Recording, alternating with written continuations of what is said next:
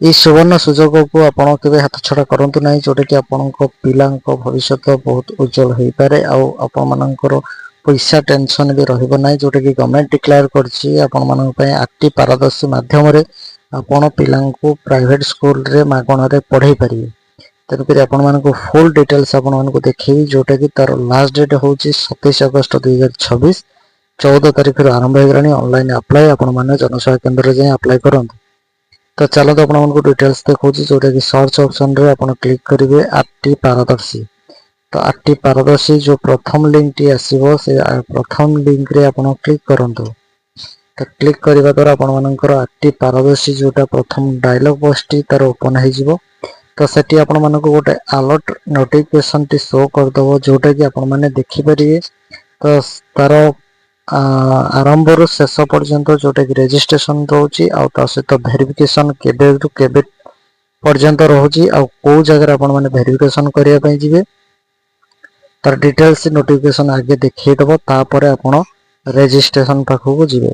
ତ ଆପଣମାନଙ୍କୁ ଏଠି ଦୁଇଟି ଅପସନ୍ ଅଛି, ଯେଉଁଟାକି ଷ୍ଟୁଡେଣ୍ଟ ରେଜିଷ୍ଟ୍ରେସନ ଆଉ ଲଟେରୀ, ଯେଉଁଟାକି ଆପଣମାନଙ୍କର ରେଜିଷ୍ଟ୍ରେସନ ପରେ ଲଟେରୀ ସିଷ୍ଟମ ଯେଉଁଟା ରେଜଲ୍ଟ ବାହାରେ ସେଟା ଆପଣମାନେ ସେଠି ଦେଖିପାରିବେ।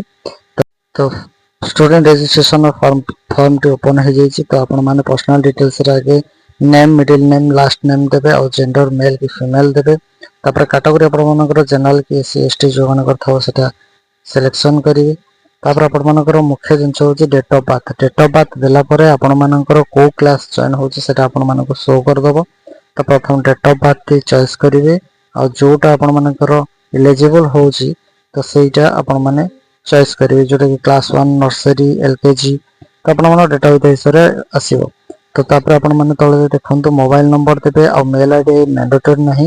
ଆପଣମାନେ ଆଧାର କାର୍ଡ଼ ନମ୍ବର ବି ମ୍ୟାଣ୍ଡେଟୋରୀ ନାହିଁ, କିନ୍ତୁ ଆପଣମାନେ ଆଧାର କାର୍ଡ଼ ନମ୍ବରଟା ନିହାତି ଜରୁରୀ, ତ ଆପଣ ଦେବାଟା ଠିକ୍। ତ ଆଧାର ନମ୍ବର ପୁଟ୍ କଲା ପରେ ଏଠି ସେଭ୍ ଅପସନ୍ ଅଛି, ସେଭ୍ ଉପରେ କ୍ଲିକ୍ କରିବେ।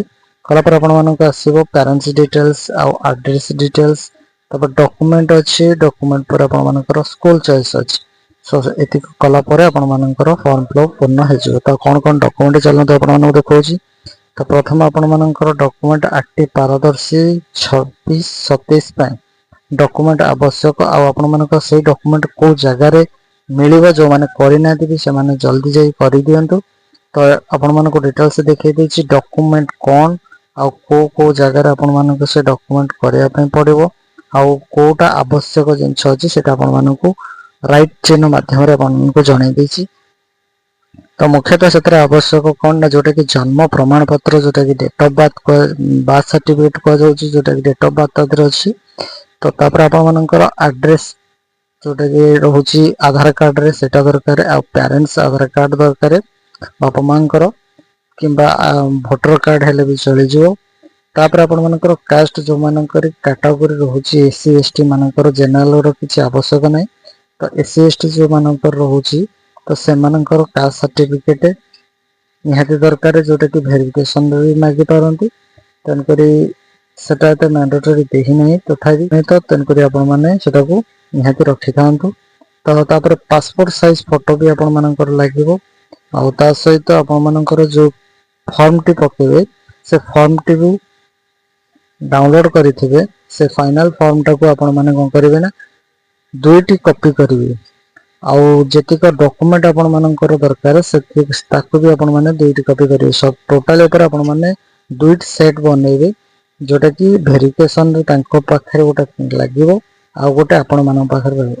ତ ତାର କ'ଣ କ'ଣ ଡକୁମେଣ୍ଟ ଆପଣମାନଙ୍କୁ ତଳେ ମୁଁ ମେନସନ୍ କରିଦେଇଛି। ଓରିଜିନାଲ ଡକୁମେଣ୍ଟ ସହିତ ଜେରକ୍ସ 2ଟି ସେଟ୍ ଆପଣମାନେ ନେବେ, ଠିକ୍ ଅଛି। ତ ଜେରକ୍ସ 2ଟି ସେଟ୍ ଆଉ ଓରିଜିନାଲ ଗୋଟେ ସେଟ୍, ତ ତାକୁ ନେଇକି ଆପଣମାନେ ଭେରିଫିକେସନ, ଯେଉଁଟାକି BEO ଅଫିସ୍ ଆପଣମାନଙ୍କର ଭୁବନେଶ୍ୱରରେ ଅଛି, ତ BEO ଅଫିସରେ ଯାଇକି ଆପଣ ଦାଖଲ କରିବେ। ତ ତାପରେ ଆପଣମାନଙ୍କର ଲଟେରୀଟି ବାହାରିବ, ଯେଉଁଟାକି ରେଜଲ୍ଟ ବାହାରିବ, ସେଠି ଆପଣ ଲଟେରୀ ମାଧ୍ୟମରେ ଦେଖିବେ। ଯଦି ଭିଡ଼ିଓଟି ଭଲ ଲାଗୁଥାଏ ତାହେଲେ ଲାଇକ୍, ସେୟାର, ସବସ୍କ୍ରାଇବ୍ ନିଶ୍ଚିତ କରିବେ।